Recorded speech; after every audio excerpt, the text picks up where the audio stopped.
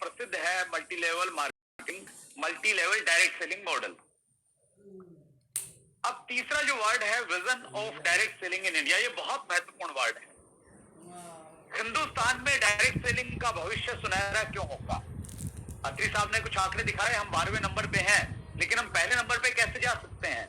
वो विजन अगर आपका आज क्लियर हो गया तो मैं गारंटी करता हूं फिर आपकी रातों की नींद चली जाएगी और फिर 1000 लोग भी आपको मना करें, आप किसी के रोकने से रुकेंगे नहीं। मेरा मानना है India is an ideal country for direct selling. दुनिया में बहुत सारे देश हैं, लेकिन उन सब देशों में सबसे उपयुक्त देश डायरेक्ट सेलिंग के लिए कोई है तो वो हिंदुस्तान है। और ये बात जो मैं कह रहा हूं तो मैं इस इमोशन में बह के नहीं कह रहा हूं कि हमें हिंदुस्तान बहुत प्यारा लगता है। मैं लॉजिक्स के साथ में आपसे बातचीत करना चाहता हूं। पहला मेरा लॉजिक है 138 करोड़ पॉपुलेशन। हिंदुस्तान में 138 करोड़ की जनसंख्या है सर, और ऐसा अनुमान लगाया जा रहा है कि बेशक जनसंख्या वृद्धि पे बिल पास हो जाए, लेकिन 150 करोड़ तो हम होने वाले हैं, उससे पहले हम रुकेंगे नहीं, ऐसे डाटाज बता रहे हैं। और डायरेक्ट सेलिंग बिजनेस लोगों का बिजनेस है। जहां पे जनसंख्या ज्यादा होगी, जहां पे लोग ज्यादा होंगे, वहां पे ये कारोबार तेजी से बढ़ेगा, फलेगा, फूलेगा। तो 138 करोड़ की पॉपुलेशन हमें ये कह रही है कि हम लोग दुनिया में नंबर 1 बनने की रेस में अव्वल नंबर पे हैं। दूसरा पॉइंट है यंगेस्ट नेशन। दुनिया की सबसे युवा आबादी हमारे देश में रहती है और युवाओं का डायरेक्ट सेलिंग से बिल्कुल सीधा नाता है, क्योंकि युवाओं के सपने बड़े होते हैं। वो महंगे गैजेट्स यूज करना चाहते हैं, वो देश दुनिया में घूमना चाहते हैं, उनके अंदर में जोश होता है, उनके अंदर में एक्साइटमेंट होता है। और इसीलिए डायरेक्ट सेलिंग हिंदुस्तान में बहुत तेजी के साथ में बढ़ेगी और बहुत सारा यूथ आरसीएम बिजनेस में आ रहा है, उसको इंडस्ट्री को लीड कर रहा है। तीसरा पॉइंट बहुत इंपॉर्टेंट है, 50% इन एम्प्लॉयमेंट। हमारे देश में 54% से ज्यादा लोग ऐसे हैं जिनके पास में रोजगार नहीं है।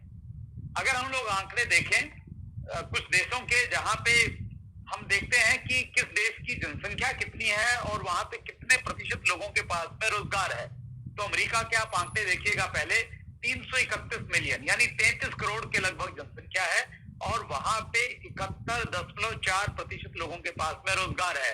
रसिया, ब्राजील, चाइना के आप आंकड़े देखते हुए जब इंडिया पे आएंगे तो आप देखेंगे हमारे देश की 138 करोड़ की जनसंख्या है और इसमें से मात्र 40.3% लोगों के पास में रोजगार है।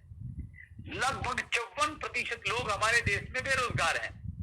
और ये जो बेरोजगार लोग हैं, ये निकम्मे, नालायक और कामचोर लोग नहीं है। ये काम करना चाहते हैं, ये मेहनत करना चाहते हैं, अपने सपनों को पूरा करना चाहते हैं, ये पढ़े लिखे लोग हैं। लेकिन समस्या ये है कि ज्यादातर लोग या तो नौकरी की तलाश में है, या उनको ये लगता है कि बिजनेस करने के लिए बहुत सारा पैसा चाहिए, रिस्क है, बहुत सारी प्रॉब्लम्स है, तो इसलिए वो बिजनेस की तरफ अग्रसर नहीं हो रहे हैं। डायरेक्ट सेलिंग अगर उनके पास, आरसीएम बिजनेस को अगर कोई उनके पास में लेके जाए और उनको कन्विंस कर दे, जी हाँ, उनको कन्विंस कर दे कि डायरेक्ट सेलिंग जॉब से बेटर अपॉर्चुनिटी है, ट्रेडिशनल बिजनेस से बेहतर विकल्प है, ये बिजनेस उनको जनरेशन तक इनकम दे सकता है, तो ये 54% लोग जो काम की तलाश में है, ये आपके साथ में जुड़ जाएंगे।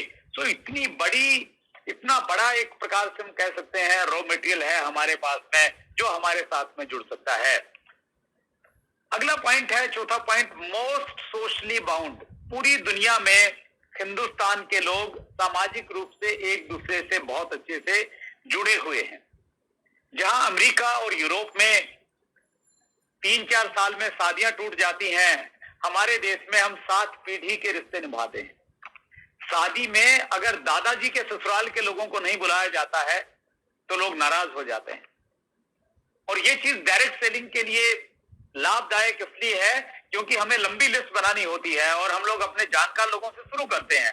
तो हमारी व्यक्ति लिस्ट बनाए और एक अमेरिकन एक लिस्ट बनाएगा तो अमेरिकन की लिस्ट जल्दी खत्म हो जाएगी, क्योंकि वहां रिश्तों में गर्मी नहीं रहती है, इतने ज्यादा रिश्तों को वो लेके नहीं चलते हैं। तो ये एक और बड़ा पॉइंट है जो इंडिया को विश्व में नंबर 1 कंट्री बनाने की ओर इशारा कर रहा है। और अंतिम पॉइंट बहुत इंपॉर्टेंट है, only $3,019 million out of $1,79,300 million। मैं इसके बारे में और थोड़ा डिटेल में आपसे बातचीत करूंगा आंकड़ों में, कि पूरी दुनिया में जो डायरेक्ट सेलिंग का कारोबार है उस टोटल कारोबार से हिंदुस्तान का जो हिस्सा है वो बहुत कम है, राइट। और ये तो मैंने आपको पॉइंट बताया कि इंडिया में डायरेक्ट सेलिंग की अपॉर्चुनिटी क्या है, और वर्ल्ड फेडरेशन डायरेक्ट सेलिंग ये कह रहा है ये बिजनेस क्यों तेजी से बढ़ेगा, हर व्यक्ति क्यों इस बिजनेस की तरफ आएगा। पहला है लो रिस्क बिजनेस ओनरशिप, सिर्फ आपको देता है जिसमें कोई किसी प्रकार का रिस्क नहीं है, एक्स्ट्रा इनकम आपको देता है। Individual set their own financial goal, business plan and pace. तीसरा है फ्लेक्सिबिलिटी, है यहाँ पे काम करने की फ्लेक्सिबिलिटी आपको मिलती है। चौथा है ट्रेनिंग एंड मेंटरशिप मिलती है फ्री में। जिन लोगों ने थोड़ा सा टारगेट को अचीव किया, आज उनको इतने शानदार ट्रेनर्स की ट्रेनिंग मिल रही है। थोड़ी देर में उज्जुल पाटनी सर हमारे बीच में आने वाली है। और पांचवी चीज है परफॉर्मेंस पेज। आप देखिए, जॉब में अगर आप करते हैं ना, आपके पास में अगर बहुत सारा टैलेंट है, स्पेशली आप गवर्नमेंट जॉब में हैं, तो आपको अपने टैलेंट के अनुसार नहीं मिलता, लेकिन यहाँ पे आपको अपनी टैलेंट, अपने परफॉर्मेंस के अनुसार आपको मिलता है। Sky is the limit. So world federation direct selling भी ये कह रही है कि आने वाले समय में हर व्यक्ति डायरेक्ट सेलिंग में आ जाएगा, क्योंकि इसकी बहुत सारी खूबियां हैं। तो कुछ मैं स्लाइड स्किप करता हूं और मैं अपडेट देना चाहता हूं डायरेक्ट सेलिंग एसोसिएशन के बारे में। हमारे देश में मौजूदा समय में क्या स्थिति है sir. Direct selling distributor welfare association का फाउंडर प्रेसिडेंट होने के नाते 2012 से मैं डायरेक्ट सेलिंग एसोसिएशन के साथ में बहुत क्लोजली जुड़ा हुआ हूं, और जो भी एक्टिविटीज डायरेक्ट सेलिंग से रिलेटेड रहती है, कहीं ना कहीं हर एक्टिविटीज का मैं पार्ट रहता हूं। ये एक बहुत इंपॉर्टेंट 24 अगस्त 2016 को कंज्यूमर अफेयर मिनिस्ट्री में हुई थी, कृषि भवन दिल्ली में, और इस मीटिंग में बहुत कम लोग थे। टीसी छावड़ा जिस मीटिंग का पार्ट डायरेक्ट सेलिंग कंपनी है, उसमें उनको इसलिए टीसी सर को इनवाइट किया गया था, और डायरेक्ट सेलिंग का रिप्रेजेंटेटिव होने के नाते, एसोसिएशन का प्रेसिडेंट होने के नाते मैं भी उस मीटिंग में था, जिसमें रामविलास पासवान जी ने बहुत क्लोजली बात की थी। और इस मीटिंग के लगभग 15 दिन के बाद में 9 सितंबर 2016 को हिंदुस्तान गवर्नमेंट ने डायरेक्ट सेलिंग के ऊपर में गाइडलाइन जारी कर दी थी, और गाइडलाइन एक बहुत बड़ी उम्मीद के रूप में हमारे सामने आई थी, और बहुत तेजी के साथ में डायरेक्ट सेलिंग बिजनेस ने ग्रो किया है। और जो CAGR हमारा बढ़ रहा है लगातार, वो 2016 के बाद में बढ़ना शुरू हुआ है, क्योंकि पूरे देश में डायरेक्ट सेलिंग की गाइडलाइन के बाद में बहुत पॉजिटिव एनवायरनमेंट बनना स्टार्ट हुआ।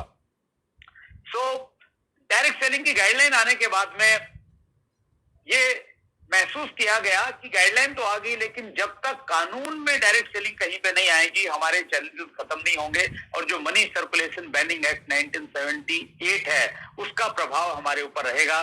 तो उनसे पार पाने के लिए जब एक्सपर्ट से बातचीत की गई, तो कानून के रूप में कहीं ना कहीं डायरेक्ट सेलिंग आनी चाहिए।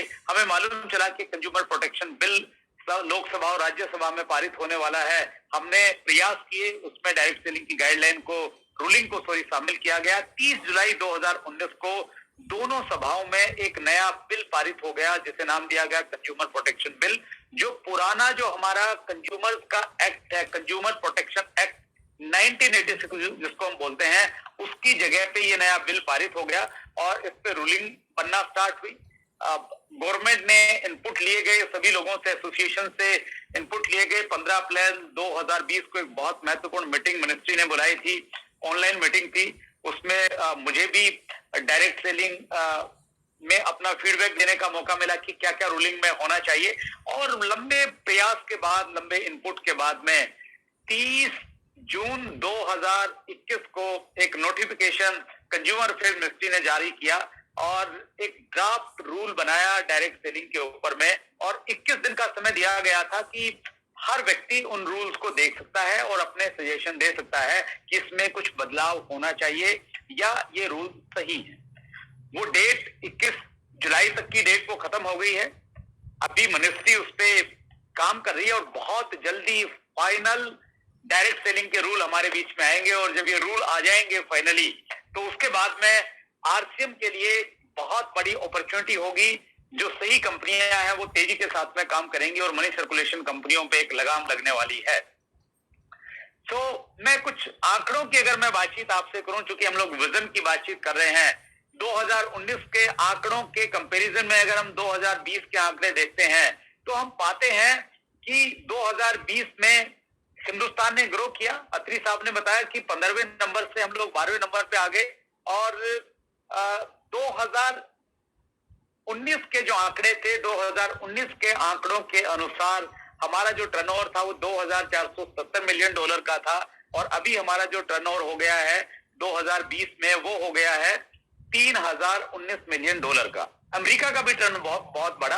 और अगर हम लोग जो CAGR हमारा बढ़ा है, पहले 16.3% था और अभी हमारा 3 साल का CAGR 17.6% हो गया है। और अगर हम लोग ये मान लें कि सभी देश इसी CAGR से बढ़ेंगे, इंडिया भी इसी CAGR से बढ़ेगा, चाइना भी इसी CAGR से बढ़ेगा, यूनाइटेड स्टेट भी इसी CAGR से बढ़ेगा, तो आने वाले समय में क्या होगा? अगर हम वो कैलकुलेशन करें तो उस कैलकुलेशन के अनुसार हम लोग ये पाएंगे कि हम लोग 2043 में आते आते हम लोग अमेरिका को पीछे छोड़ देंगे और 2043 में अमेरिका का टर्नओवर जहां 1,15,000 मिलियन डॉलर होगा, वही हिंदुस्तान का टर्नओवर 1,25,000 मिलियन डॉलर हो जाएगा। तो ये बहुत बड़ी न्यूज है। आप सिर्फ ये समझिए कि अब हमारा टर्नओवर है 3,000 मिलियन डॉलर और जब ये 3,000 से 1,25,000 मिलियन डॉलर हो जाएगा, कितना पैसा डिस्ट्रीब्यूट होने वाला है। और इस विजन को जानने के लिए एक चीज और समझ लीजिएगा आप कि आपका फोकस कहां पे होना चाहिए। अगर हम लोग आंकड़ों में अगर हम लोग देखें कि किस प्रोडक्ट ने बहुत तेजी के साथ में और तेजी के साथ में ग्रो किया है, तो वेलनेस इंडस्ट्री ने बहुत तेजी के साथ में ग्रो किया है। पहले 2019 की अगर हम बातचीत करें तो वेलनेस का जो हिस्सेदारी थी वो थी 35.6% और 2020 में 0.6% और बढ़ के वेलनेस पहुंच गया है 36.2% पे। जो लेडी हाई था उसमें और ज्यादा हमने जंप किया है और हिंदुस्तान में तो ये स्पेस बहुत ज्यादा है हमारे पास में। तो न्यूट्रीचार्ज पे अगर हम लोग फोकस करेंगे पर्सनली तो हम बहुत तेजी के साथ में बढ़ सकते हैं और हमारे जो भी टारगेट हैं, जो भी हमारे पिनों के टारगेट हैं, उनको हम आसानी से पूरा कर सकते हैं। ये स्लाइड हमें इस तरफ में इशारा दे रही है। तो जब हम 1,25,000 की इंडस्ट्री हो जाएंगी तो क्या फर्क पड़ेगा हमारी जिंदगी पे? एक छोटा सा एग्जांपल मैं उसके बारे में आपको देना चाहता हूं, एक फैक्ट मैं आपको बताना चाहता हूं। चैट विद सुरेंद्र वत्स के एपिसोड 91 में हमने रीमा वृद्धि जी को इनवाइट किया। रीमा वृद्धि जी की स्टोरी ये है कि वो लंदन में बैंकर थी, बैंक में जॉब करती थी, हाई प्रोफाइल उनकी जॉब थी और वहां पे जब डायरेक्ट सेलिंग स्टार्ट हुआ लंदन में तो उन्होंने डायरेक्ट सेलिंग का विजन देखा और इंडिया में शुरुआत करनी चाहिए, तो उन्होंने इंडिया में शिफ्ट किया और इंडिया में उन्होंने काम करना स्टार्ट किया। तो मैंने रीमा वृद्धि जी से प्रश्न किया कि आपने लंदन में डायरेक्ट सेलिंग का काम शुरू किया, क्या वहां पे जो लोग काम करते हैं, जो बड़े लीडर्स हैं, क्या सही में वो खूब सारा पैसा बनाते हैं? उनका लाइफस्टाइल क्या है? तो रीमा वृद्धि जी ने कहा कि लंदन में जो बड़े बड़े लीडर्स हैं वो अपनी टीम की मीटिंग 5 स्टार होटल में नहीं करते हैं, अपितु अपनी टीम के लोगों को अपने पर्सनल प्राइवेट जेट में इनवाइट करते हैं और 35,000 की फीट की ऊंचाई पे जाके वो डिस्कस करते हैं कि इस बार एनिवर्सरी में सितंबर में हमने क्या टारगेट अचीव करने हैं। वो 35,000 फीट की ऊंचाई पे करते हैं। तो आप विजन ले सकते हैं, ये भी विजन ले सकते हैं कि आपका अपलाइन आपको बुलाएगा और 35,000 की फीट की ऊंचाई पे लेके जाएगा 2040 में। और आप ये भी विजन ले सकते हैं कि आप अपनी टीम को बुलाएंगे और आपके अपने प्राइवेट जेट में आप वहां पे काउंसलिंग करेंगे 35,000 की फीट की ऊंचाई पे। सो उस विजन के साथ में कहीं ना कहीं हमें काम करने की जरूरत है। और समय की सीमा की वजह से मैं बहुत डिटेल में आपसे बातचीत नहीं कर पाया। मेरा ये चूंकि बहुत